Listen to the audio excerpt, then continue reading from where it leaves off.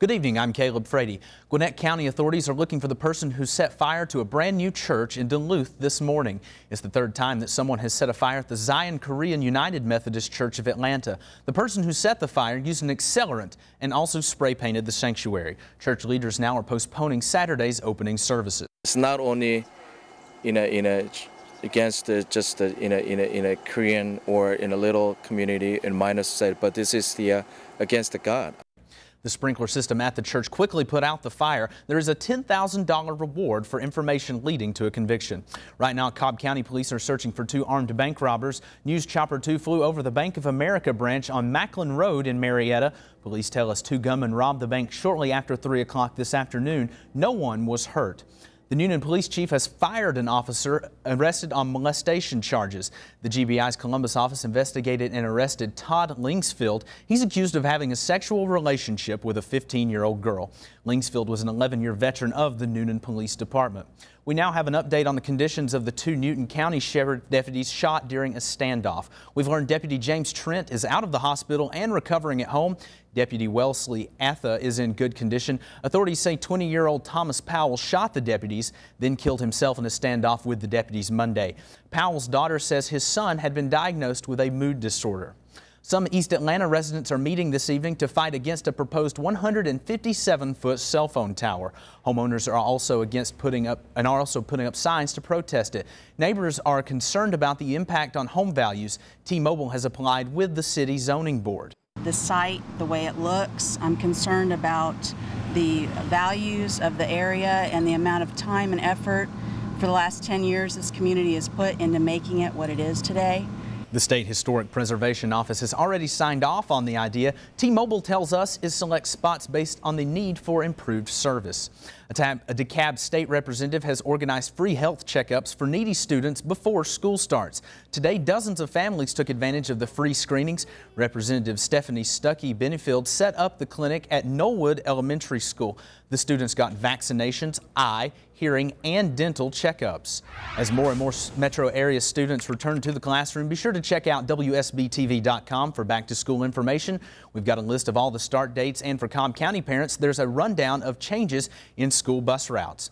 The investigation is ongoing into a fatal crash on the southbound perimeter late this morning. The crash involved an SUV, a big rig, and 3 motorcycles. It happened near the Flat Shoals Road exit and gridlocked traffic. Officers closed all lanes while paramedics helped the injured. 1 motorcyclist died, 5 other people were hurt.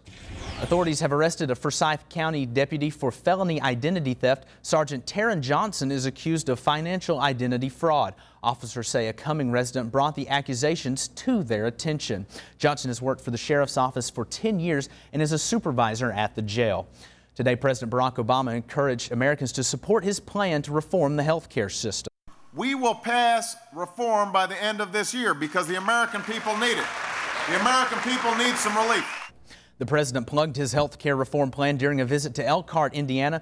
Some Americans are anxious about the impact and overall of health insurance will have on their futures and the national debt. President Obama's Supreme Court nominee is picking up more support tonight from Republican senators. I respect and agree with the legal reasoning of my colleagues who will vote no, but I will follow the direction of the past and my hope for the future with less polarization, less confrontation, less partisanship. Senator Bond is now the 7th GOP senator to announce they'll vote to confirm Judge Sonia Sotomayor. The full Senate vote should happen before they head home this weekend. Georgia high school athletes are at the highest risk for heat illness of any area in the country. A new UGA study hopes to help coaches adopt policies that will save lives. 5 metro area schools are participating in the study. Trainers at Marietta High download minute-by-minute temperature readings to UGA researchers. The hope is that the information literally will help them write the book on what level of exertion is safe for athletes when it's hot. With the coaches with no guidelines to go by, they're left at making decisions that they don't have informed information about.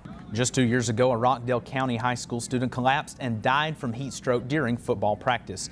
There are no signs unemployment is easing in the metro Atlanta area by the number of people who showed up for a career fair today at Turner Field. In fact, organizers had to turn away job seekers 2 hours early at Turner Field.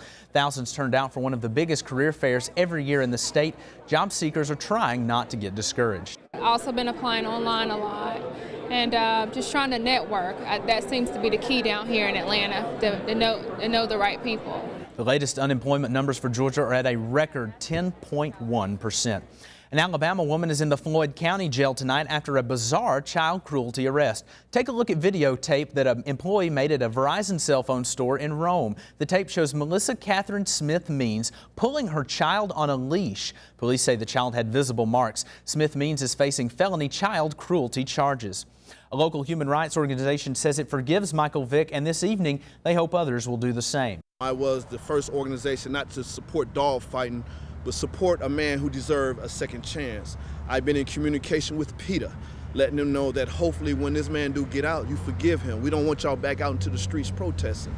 Rose is the president of New Order. Vick is scheduled to meet with the Humane Society of the United States this weekend in Atlanta, but we still don't know if he'll make any public appearance. This evening, police say the gunman who opened fire inside a Pennsylvania gym planned his attack for months. 48-year-old George Sodini killed 3 women inside an aerobics class before committing suicide. Police say he did not have a relationship with any of the victims, but Sodini had a website where he wrote about his plan. He wrote about years of rejection by women. Thank you for counting on Channel 2 Action News. Stay tuned for World News Tonight with Charles Gibson. We'll see you the next time news breaks, and again tonight on the Channel 2 Action News Night Beat at 11. And remember, we're always on at WSB-TV.com. Have a good evening.